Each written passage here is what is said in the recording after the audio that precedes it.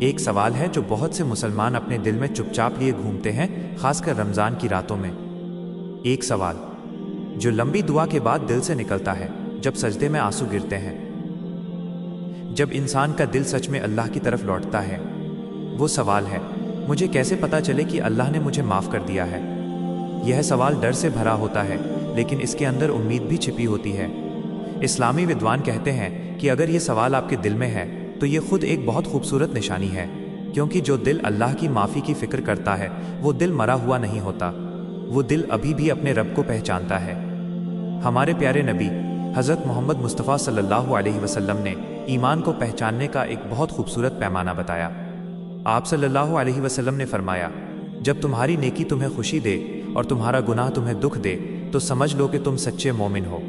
ذرا سوچئے، جب آپ نماز پڑھتے ہیں اور آپ کے دل میں سکون اتر آتا ہے، جب آپ صدقہ دیتے ہیں اور دل میں خوشی محسوس ہوتی ہے، جب آپ اللہ کو یاد کرتے ہیں اور آپ کا دل ہلکا محسوس کرتا ہے، یہ صرف احساس نہیں ہے، یہ اس بات کی نشانیاں ہیں کہ آپ کے دل میں ایمان ابھی بھی زندہ ہے۔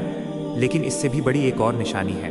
پوتر اور پاک کتاب قرآن میں اللہ تعالیٰ دو چیزوں کا ذکر کرتے ہیں جنہیں لوگ اکثر ایک ہی سمجھ لیتے ہیں، لیکن وہ الگ ہیں: استغفار اور توبہ۔ استغفار کا مطلب ہے اللہ سے اپنے پچھلے گناہوں کی معافی مانگنا، وہ غلطیاں جو ہم پیچھے چھوڑنا چاہتے ہیں۔ لیکن توبہ اس سے بھی گہری چیز ہے۔ توبہ کا مطلب ہے پورے دل کے ساتھ اللہ کی طرف لوٹنا اور کہنا، اے میرے رب، میں اس گناہ کو چھوڑنا چاہتا ہوں، میں بدلنا چاہتا ہوں۔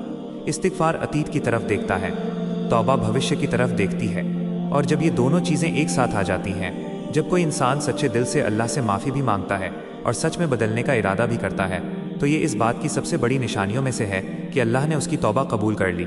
لیکن ایک اور نشانی ہے جسے بہت سے لوگ محسوس کرتے ہیں مگر سمجھ نہیں پاتے۔ سچی توبہ انسان کے دل کو بدل دیتی ہے۔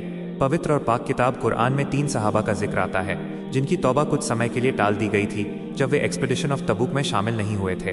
انہوں نے بتایا کہ انہیں ایسا محسوس ہونے لگا جیسے پوری دنیا ان پر تنگ ہو گئی ہو، زمین بہت بڑی ہونے کے باوجود انہیں تنگ لگنے لگی۔ کیونکہ ان کے دل پچھتاوے سے بھاری ہو گئے تھے۔ اور اس سے ہمیں ایک گہری بات سمجھ آتی ہے، سچی توبہ صرف زبان کے شبد نہیں ہوتی، وہ دل کا درد ہوتی ہے، ایک سچا پچھتاوا جو انسان کو واپس اللہ کی طرف لے جاتا ہے۔